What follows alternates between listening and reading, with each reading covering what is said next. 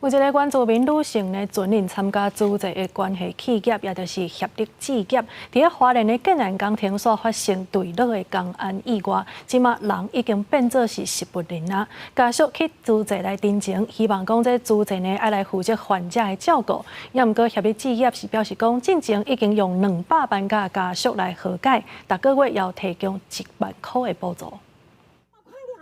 你们针对我没有用啊，因为我是实际的志工。我们要请你找人出来啊！工商团体和受害家属情绪激动，爱租借提出一个合理的赔偿。而这呢，受气是因为2当前一个细母的关注民女性，伫租借关系企业协力置业做工程的时，无细力对因家落落来，受伤变作失物人。妈妈从2楼因架不慎跌落地面，工地为了逃避劳检。 甚至于没有叫救护车，他们私下就自己开车送去医院。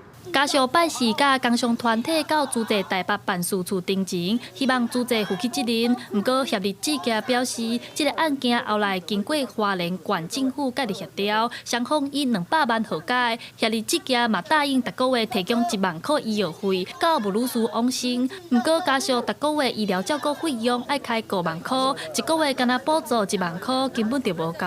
我们要不是因为经历了3次的调解，而且在第3次。 实在是已经没有办法再度过每一天了。负债累累的2个姐妹们被迫无奈接受了那个和解金额。